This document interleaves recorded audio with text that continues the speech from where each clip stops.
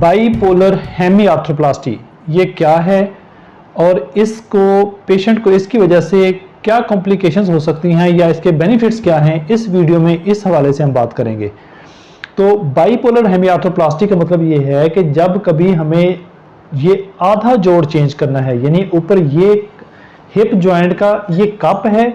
और नीचे ये फीमर का हेड है, इसकी नेक है।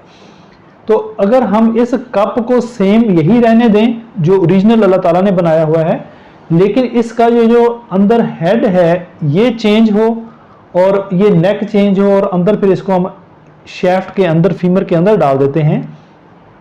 तो इसको हम कहते हैं बाईपोलर हेमी आर्थ्रोप्लास्टी। बाईपोलर में ये होता है कि ये हेड दो होते हैं, एक बड़ा हेड होता है जिसके अंदर छोटा हेड मूव करता है और ये हेड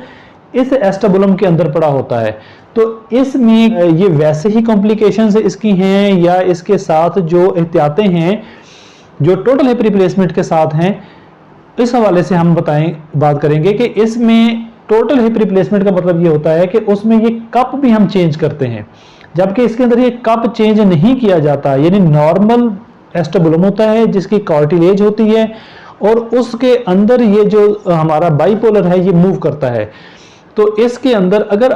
हम इसकी जो वर्जन है, जब फेमरल कंपोनेंट को हमने अंदर डालना है, बाईपोलर को फीमर के अंदर डालना है, तो अगर हम इसकी वर्जन ठीक रखें और दूसरा इसकी जो टेंशन है इसके ऊपर, इसके अंदर यानी बहुत ज़्यादा लूज ना हो, जो जंप डिस्टेंस है वो ज़्यादा ना हो, इसका हम जब हम सर्जरी करते हैं तो उस वक्त हम ये चीज़ें चेक करके इसकी टेंशन को एडजस्ट करते हैं। अगर वो ठीक है तो फिर बाईपोलर के साथ डिसलोकेशन का चांस ना होने के बराबर है। इसके साथ मरीज क्रॉस लेग सिटिंग में यानी पाँव के बल भी नीचे बैठ सकता है, जो सिंपल हमारा बैठ के यूज़ करने वाला वॉशरूम वो यूज़ कर सकता है, यानी उसके लिए कमोड उसको ज़रूरत नहीं है, नॉर्मल वॉशरूम वो यूज़ कर सकता है पाँव के ऊपर बैठ के। और दूसरा जो है उसके साथ हमें क्रॉस लेग सिटिंग, जैसे आलती पालती लगा के बैठना, उसमें पेशेंट बैठ सकता है। नॉर्मल तौर पे जैसे रुकू सजदा हम करते हैं वैसे वो नमाज अपनी पढ़ सकता है। तो उस तरह से ये बाईपोलर के अंदर ये चीज़ें की जा सकती हैं। अब ये दो किस्म का होता है, एक होता है सीमेंटेड जिसमें सीमेंट के जरिए इसको फिक्स करते हैं, दूसरा होता है नॉन सीमेंटेड जिसमें बगैर सीमेंट के हम इसको फिक्स करते हैं। तो और इसमें जो है अगर कभी अगर आपने अच्छा डला हुआ है आपका, तो उसमें ये होता है कि अगर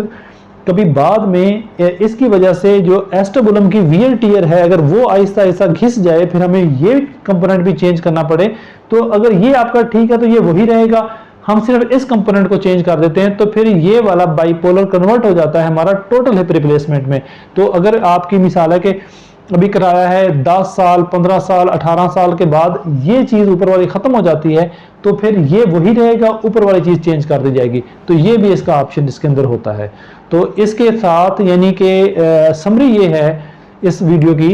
कि अगर हम बाईपोलर हेमी आर्थ्रोप्लास्टी करते हैं जो कि नेक का फीमर के फ्रैक्चर में हमें करनी पड़ती है,